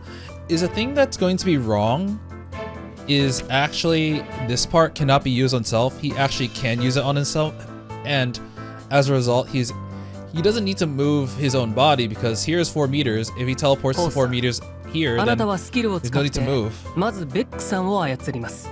そしてそのまま彼を1階まで移動させ排水管に入れてしまいました。 Oh wait. Wait. You use your skill to control Mr. Beck? You brought him to the first floor. I'm waiting for them to answer that part, but they just said you did it.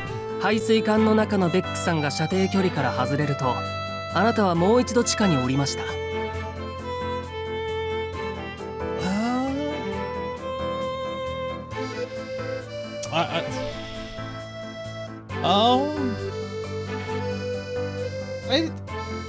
They didn't explain it.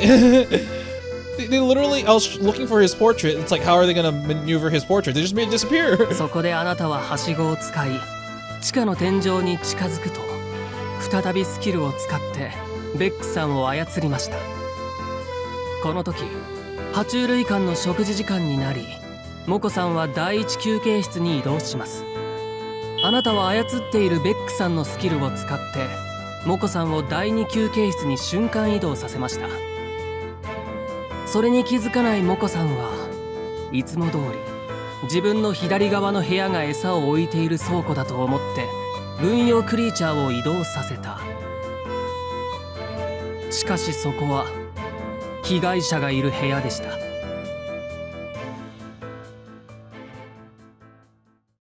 I don't think they're gonna answer that question that I had. ケンドリック・ホースさん、 Yeah. 犯人はあなたです。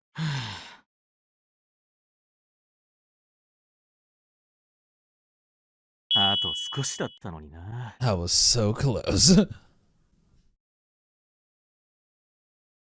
Logical. I'm kind of bummed because the part that was bothering the most, I don't feel like it was answered. He's like, それでは yeah. 自白も得られましたので保護観察チームを呼びます。 Wow. Up until the end, he still tried his best not to lie. ええ、よろしく。テナ、あなたはベックを1階に連れて行って監視してて。犯人じゃなくても身柄の拘束は確定だから、ホースと一緒にはしておけないわ。I don't know if you can leave her with Beck either. そうだね。すみませんが、他の人を呼んでもらえませんか。私、あの方はちょっと。Oh 全く man. 注文が多いわね。あ、それじゃあ僕が。いえ、私が連れて行くわ。ノートは肉体労働が苦手でしょ。 You fucking weak. 代わりに、テナから目を離さないで。はい、わかりました。すみませ Hi, ん。逮捕される前に最後の晩餐みたいなのって Yeah. ないんですか？ How about some sausage? ありませんよ。静かに座っててください。近づこうとしたら撃っても構わないと言われていますので。どうして殺したの？さっきからなんだよ。生意気だな。被害者をどうして殺した？見ただろ。ここでクリーチャーにどんなことをしているのか。 Yeah, I feel like Thena of all people did not have to ask that question. She was gonna kill him. この施設は国とも管理局ともつながってる。たとえ俺がここの実態を暴露しても、どうせすぐにもみ消されてしまう。だから、俺が審判を下してやったんだ。バーンってね。社長にも、副社長にも、正義の鉄槌ってやつを。I don't know. I don't feel like this was right at all. I feel like my biggest problem is that he tried to frame Moko. まあ、そこまでは OK。 オッケー？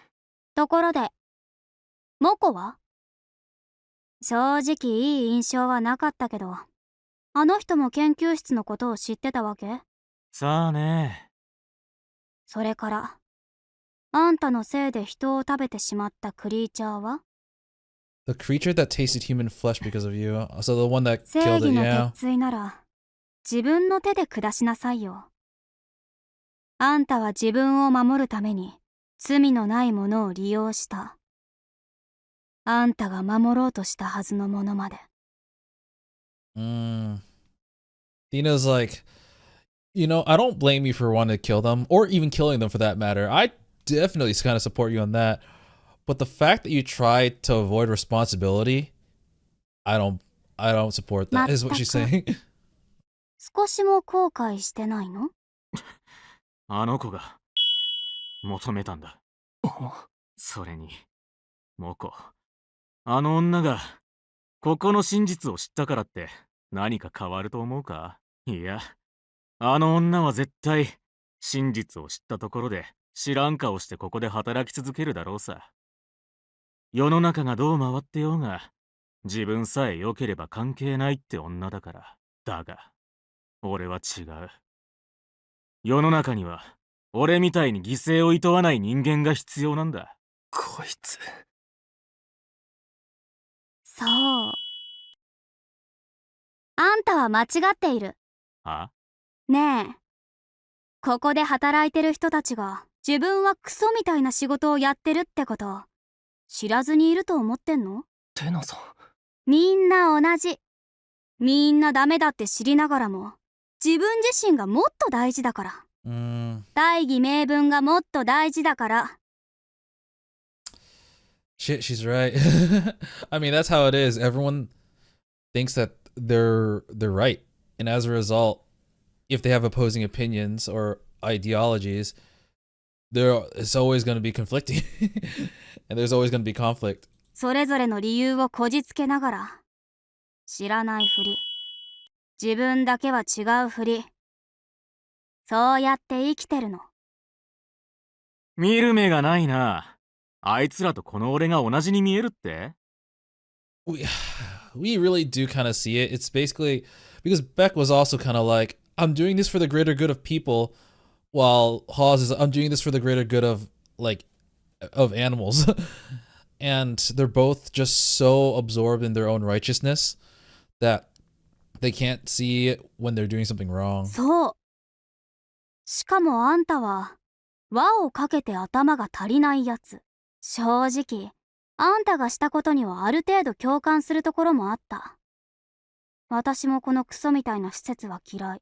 だけど動物たちを守るのが使命だって言っておきながら、あんたたちが育ててるクリーチャーを殺人の道具に利用したじゃない。Yeah, that's the part that Thena has an issue with because that's contradictory to his message. 何度いやわかるんだ。あの子の方が求めたんだよ。ああ、人間の言葉で話すの？お願いだから一度だけ人を殺させてと。人も他の動物も変わらないとか言っときながら、自分も他の人と変わらないって風には考えられないみたいね。認めなさい。あんたは自分の怒りを抑えきれなくて、自分の信念から外れた行動をとった。話になんねえな。そんなお説教聞かされて俺がピーピー泣く間抜けだとでも思ってるのか？は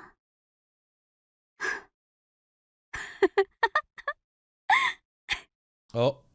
そうよ。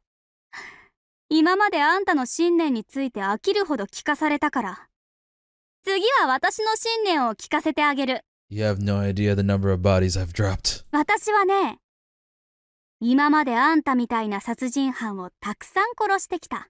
ほう。ご立派だな。まあ、その時はそれが世の中をきれいにして罪のない人を救うことになるんだって思ってたから。だけど全然違ってた。殺人犯だとしても変われるんだって後から分かったから。罪を償った人たちには新しいチャンスが必要なんだよ。だから私は犯罪者たちの話を聞くことができるこの仕事を選んだ。Wow. Well, I'm gonna have some more words about this case later, but once again, they're pretty positive.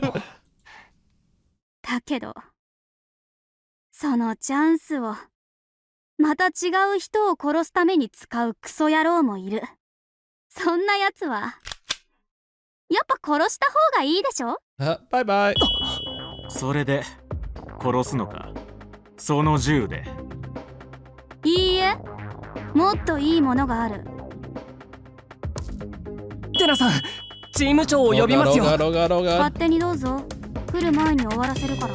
一体どうしたんですか？なんだそれは。あんたの手上のリモコン、この黄色いボタンを押せば高圧電流が流れて、 Oh あんたの shit. 体を丸焦げにできる。 What if it's green? 野蛮人が Oh shit, oh shit. 言いなさい。あんたがした殺人は単なる腹いせだったって。そんな正直な返事を聞いて満足できれば、私は別のボタンを押すかもしれない。 I'm kind of wondering if this is a test or if it's actually Thena acting out. Because like I completely understand what she's saying. If there are people that can change, realize their mistakes, and do better, which is why she, stopped just killing people. But there are definitely people who, like Hawes at the moment, believe themselves to be so righteous that if they were actually released, they would do it again. 電気か、それとも解放されるか、あんたの答え次第よ。ああ、分かった。言えばいいんだろ。俺は。You can't lie. 言いなさい。言え。俺は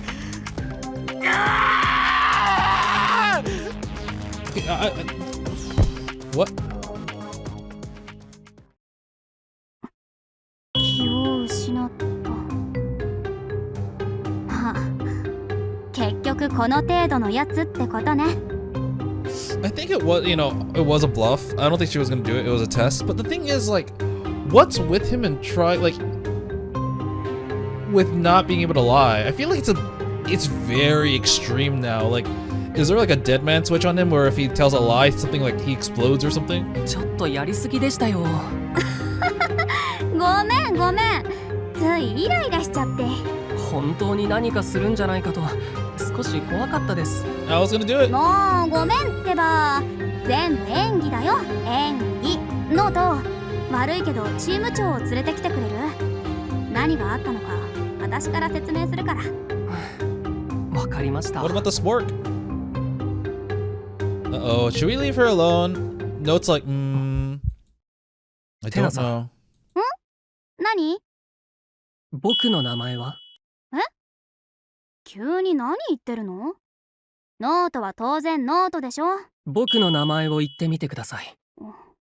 Notrick case. はあ。ノートってニックネームだったのかよ。Ah, okay, yeah. I was wondering whether or not the guy was gonna take control over someone at one point. That's why he asked this. His last ditch effort was just controlling Thena. That's why he fainted. I didn't concur to me. Okay, that makes sense. くそ。まだちゃんと自己紹介していませんでしたね。僕はノートリック・ケースと言います。覚えておいてください。ケンドリック・ホースさん。Yeah. へえ、結構似てたと思ったんだけど、バレちゃいましたか？話し方は似ていましたが、テナさんはチーム長をパニって呼ぶんですよ。Oh, true. 上司をあだ名で呼んでんのかよ。この会話はステップを通じて僕たちの同僚にも伝わっています。これ以上ことを大きくしないでテナさんを戻してください。応援が来たらどうするんです？この女は俺の人質みたいなもんですよ。この通り手錠のリモコンだってここに持ってるし。そのリモコンは僕も持っています。ああ、そうなんですか。じゃあ死ね。I was waiting for that. I was like, when is he can just control. I was afraid he was going to control the person with the gun. It's like, uh-oh. Bam. It's not loaded, bitch. なんだ、銃弾も入ってないのにあんな格好つけて銃を構えてたのか。結局口だけが達者な女なんだな。生きてるのか。 Holy shit, I didn't know that. I was sweating balls, 足が man. 震えて体が動かない。そうだ、別のボタンってのがあるんだったよな。何するんですか？何って、いつ殺されるかわかんないのにこんなヤバい手錠をかけたままでいられるかよ。緑のボタンを押したんですか？ Oh, shit. Is it gonna be a case where... Oh, shit. Is it gonna be a case where Thena lied because she had a feeling he was gonna do this? And he's gonna end up blowing himself up? Or electrocuting himself? はあ、それじゃあ黄色いボタンを押して俺に丸焦げになれとでも言うのか？別。どうしてお前がそこにスキルを解除してないのに。クソみたいな手錠はなんで外れないんだ。 I have no idea what's ステッパー happening. 用の手錠はボーイ以上の危険レベルを持ったステッパーが反抗した場合に迅速に処理をするための器具だ。 Ooh, so he had less rights because of his Stein level. 手錠のリモコンは全ての捜査官に支給され、そのリモコンを通して捜査官は自身が危険にさらされる前にステッパーを制圧できる。リモコンの黄色いボタンは手錠から高圧電流を発生させる。1回の使用では着用者を制圧できる程度の電流が流れるが、 Gotta button mash that shit to 何 kill 度も them. 押すとその度に電流が強くなる。しかしステッパーの中には電流から体を守るスキルを持つ者もいるため、 The yellow is subdue, green is insta kill. 2つ目のボタンがある。2つ目、緑色のボタンは神経毒。迅 Neurotoxin. 速に着用者の脳からスキルの制御機能を奪い、最後には命を奪う。 Oh, fuck. 遠隔で手錠を解除する方法はない。なぜだ。俺は確実に。 You know, I didn't even think about that. Yeah, they're so dangerous. Why would they make a release button? I'm not surprised that the green ended up being an insta kill. I actually thought I thought both of them were gonna be insta kills, but one is to subdue and one is to kill. 緑色。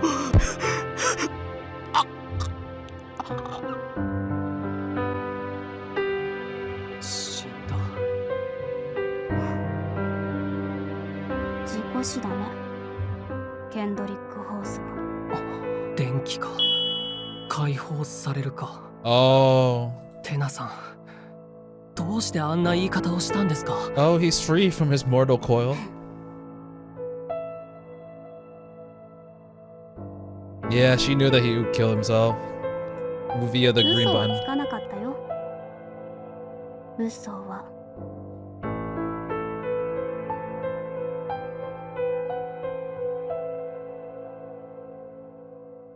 Okay. Ooh. So this conclusion is going to be slightly different because Brian's not going to be stuck in the hole. ノート。はい。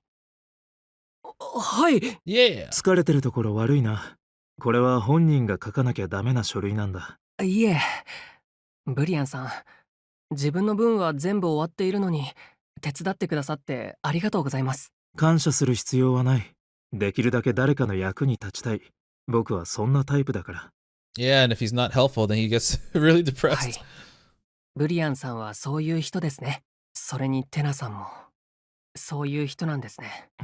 おお、ここにいたか。 I heard you killed someone. 課長。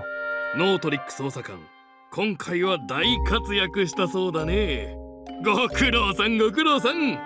そしてブリアン捜査官、君は排水管を這いずり回ったって？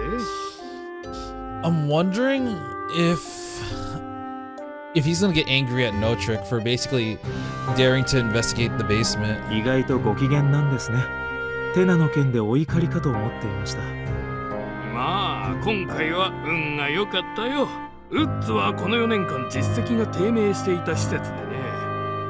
事件のおかげでタイミングよく潰すことができた。 If they're going to be shut down sooner than later, then why bother giving them the rights to deny us access? 閉鎖するんですか？そうだ、ウッズで行われていた非人道的な研究、それがただ明るみに出ればつながりのあるこの管理局までとばっちりで非難を浴びただろう。しかし今回は君たち管理局の捜査官が明らかにしてくれた。これで私たちは内部の腐敗を暴露したヒーローになったんだよ。 They're like if you didn't discover it, we just keep getting all of the benefits of that facility. But because you discovered what it is, we just cut off the, what was it called, the lizard's tail?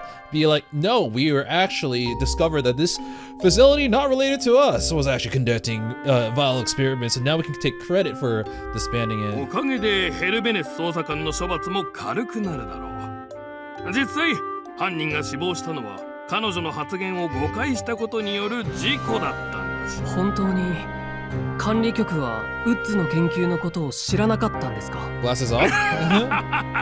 ケース捜査官ほどの天才でも時々バカみたいな質問をするんだな。実際に知っていたかどうかなんてどうでもいいじゃないか。どうしてみんな課長のことを嫌っているのか分かった気がします。Just straight up, yeah, I don't like you. Bye bye. そうか。私に何か悪いところでもあったかね。あえて一つ挙げるなら、その存在自体でしょうか。Your presence disgusts me. 君はたまに正直すぎるところがあるな。Okay, are we gonna have a conversation the rooftop with London branch? Yep, 4-foot balcony. Another conversation with Redfin. Handy.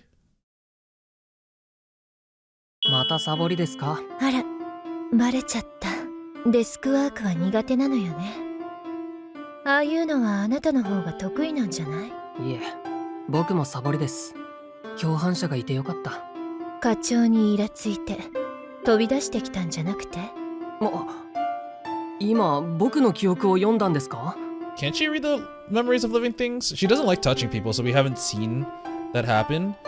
But I think that's the reason why she's not touching people, because she doesn't want to accidentally activate it. まさか人には触れないもの。そうだった。それでベックさんが肩に触れた時もチーム長はそういう人だ。今回の事件、社会に対してかなり波紋を広げることになりそうね。 Our food supply is gonna go down. もしかするとクリーチャーを食用にすること自体が禁止されるかも。今までクリーチャーの肉で生きながらえてきた人たちには死活問題ね。ベックさんは本当に人々のためを思ってあんな研究をしてたんでしょうか？他の人の気持ちなんてわからないけど、少なくとも全くの嘘ではないでしょうね。ベック自身は自分の信念で研究を続けていたと思っているでしょう。お金のためにあんな残酷なことをしたって考えるより気持ちが楽だから。自分だけの確固たる信念を持っている人は一般的な善悪の基準から外れた行動をとる傾向があるわね。ベックもそうだったし、ホースもそう。ステナさんもですね。ノートわかる？テナのあれは私たちが思う善悪とは全く別のものなの。テナが自分から変わらない限り誰にも変えられない。やっぱりテナさんはもともとそういう人だったんですね。単に僕が知らなかっただけで。 Yeah, I didn't really see any of this side of Thena until this case. I think the only dark part of Thena that we saw in the other case was just her whipping out the gun immediately, but that was honestly potentially comic relief. But yeah, we learned a lot about her in this case. いっそずっと知らなければあなたがテナを怖がるようなこともなかったでしょう。でも、I'm not scared. 僕がテナさんを怖がっている？え、そうじゃないの？自慢じゃありませんが、僕の地元はバスへにあって治安がいい方じゃなかったので、警察が犯罪者を撃ち殺すなんてことも時々あったんです。たまに事務所の探偵もそれを手伝っていましたよ。You think I'm scared of guns? Back in America, especially in the South. それがいいことだとは思いませんが、そこまでの抵抗感もありませんでした。それじゃあどうしてあんなに沈んだ顔をしていたの？それは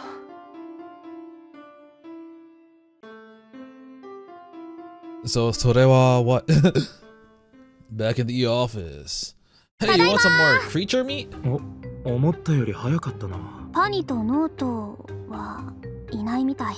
Sorry, we're just going on a date. 2人時々何も言わずに消えるんだから運よく言及だけで済んだよ。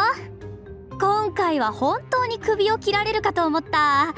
例え話じゃなくて本当に。戻ってきたんならまずこれを片付けてくれ。 Fucking paperwork. いつもより書類が多くない？君のせいに決まってるだろ。 Because someone fucking died on the case. 事故ということになってはいるが、狙ってああなるようにしたな。うん。でも約束通りあなたの前ではしなかったでしょThat makes me wonder whether or not Brian is the person that was the criminal and changed Thena. まあそうだが。まあどうしたの？まさか私のせいで課長に怒られた？ごめんごめん。お詫びに今度ディナーおごるからさ。Oh, he's taking her out to dinner. I mean, she's taking him out to dinner. Is it a date? そうじゃなくて。その話は前にしたでしょ。私だって何も考えずに行動してるわけじゃないんだから。それで死ぬって言うなら死んだっていい。あなたたちが無事でさえいてくれるならまた同僚を失うよりはマシだから。テナ、ノートが驚いていたぞ。うん、そうだね。It wasn't because you killed the bitch. ああ、テナさん戻ってこれたんですね。ノート。もちろん戻ってきたよ。何そんなに私に会いたかった？うわ今のめちゃくちゃ不自 Oh my 然じゃなかっ god. た。 We're getting a lot of her inner thoughts now. いえ、そうじゃないですけど、言いたいことがありまして。言いたいことね。You know, when you're carrying a gun, you should bring some bullets. Back in 僕 America. はたとえどんなに罪深い人でも殺さない方がいいと思います。テナさんのように確固たる信念だとかそういうのじゃないですが、ただ誰かの死に関与することは気が重いんです。Is he also gonna be like Brian, be like, you know, if we're gonna kill someone, don't do it when I'm here? だからもしまた今日みたいな状況になったら全力でテナさんを止めるつもりです。そうだよね、普通は。だからテナさん、今度からはあらかじめ僕に邪魔されることを予想して用意周到に動けば目標を達成できると思いますよ。You'll have to plan around my plan to stop you, and then I'll have to plan around your plans around my plan.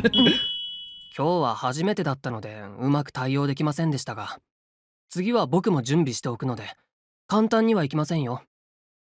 Is the thing that's bothering him the fact that Thena beat him in a lot, like outsmarted him? ノート？何言ってるの？その事前に言っておかないと後で揉める原因になるかもしれませんから、今言っておいた方が良さそうだなと。そうじゃなくてノート、あなたは殺しを止めるんでしょ？ Do you know where I'm from? I'm from fucking America. まあそうですね。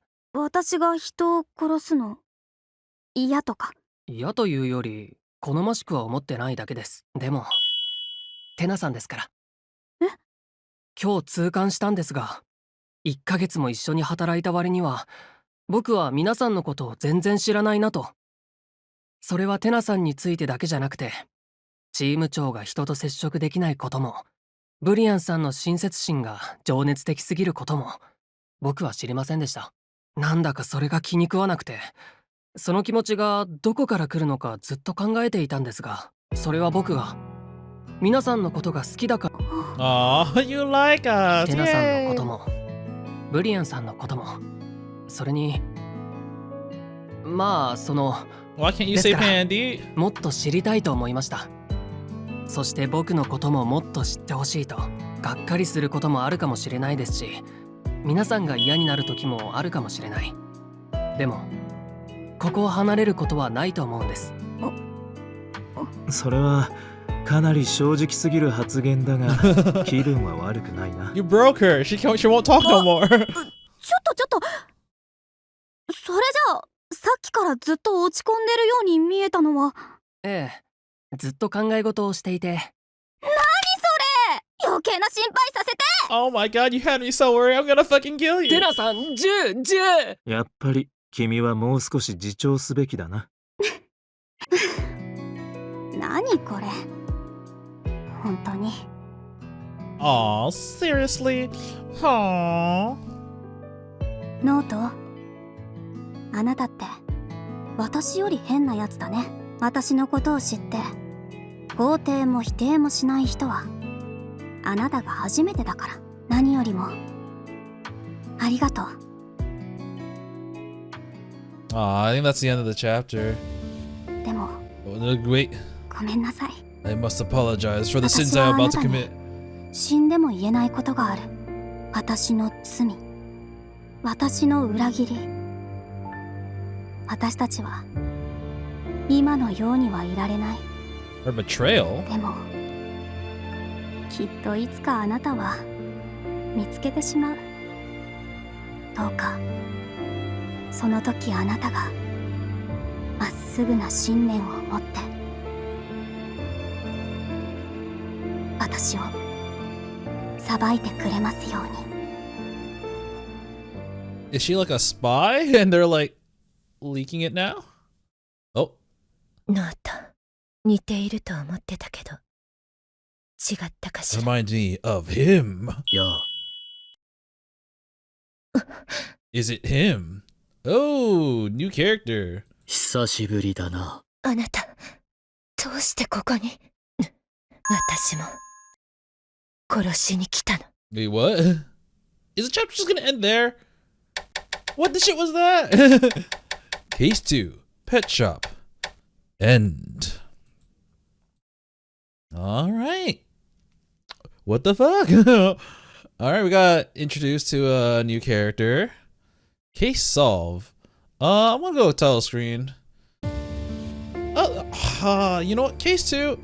I didn't really care too much about the setting. Like the laboratory, the facility, and like all the weird, at first I didn't really care about the characters. Like, I didn't think,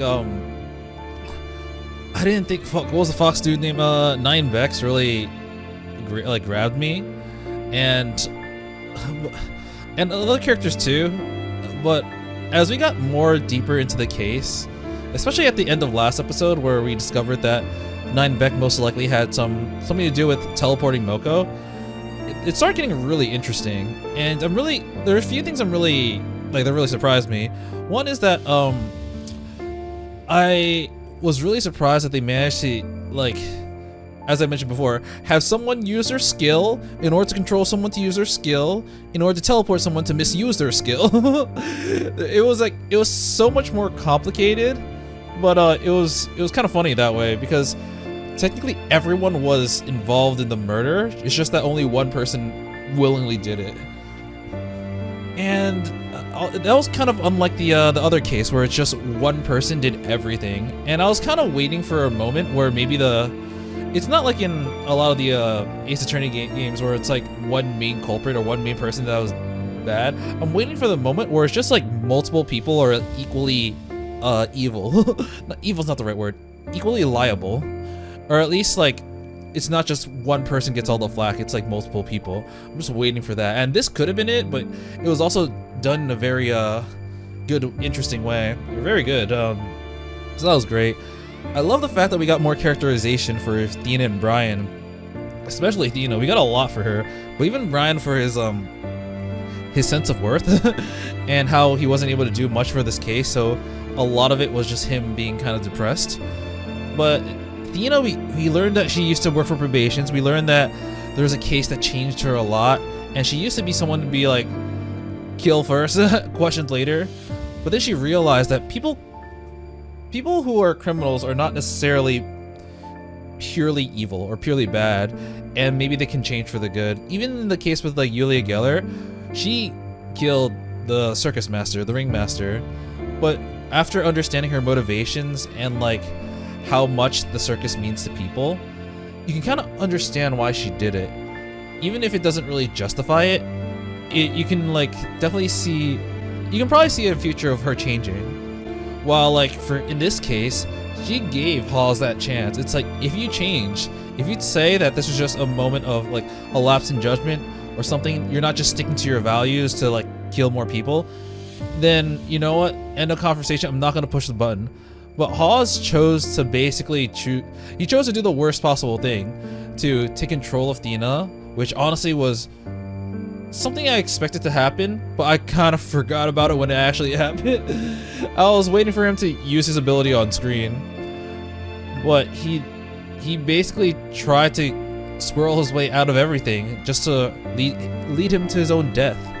So damn, that was a really intense final part. I wasn't sure how Note was gonna get out of this, but when he said he was gonna press the other button, at that point I was like, ooh yeah, that's something bad's gonna happen. But yeah, overall, near the end, this case really picked up and got really good. I'm really looking forward to the next case because we're gonna learn probably more about Brian. We learned a little bit about Thena and Brian here, but like it was definitely more favored towards Thena. But next time I feel like we're gonna see more about Brian. But we also, I'm kind of wondering whether or not this game is going to end with us basically confronting the authorities, because it seems like a problem in this universe is how staffers are treated, and it's understandably with caution, but it's to a point where it's like it's so restrictive that they might as well not have the same rights as everyone else anymore. I feel like it's understandable to restrict them, but they should be restricted to a point where they have, well, the same rights as everyone else. But that doesn't seem the case anymore. And it's showing that, like, the government is not exactly great, because as we saw, the government was the one that was basically preventing us from examining more evidence, or areas for evidence, notably the basement. And they're just taking any opportunity to better their own image. And we see how shady the director is. I forgot his name, but it's clearly, it's like this guy, I don't know if he's gonna be evil at the end. Hell, he might do a 180 and actually end up supporting us. But at the moment, the way the vibes he's giving off are just not very good. And I'm wondering whether or not it's gonna end with us confronting it, because it's clear that to our party of 4, the values don't necessarily align. But I don't know what the next case is. I know I saw it once, but I forgot already. But we'll head into the next case next time. And until then, I will be seeing you. See ya!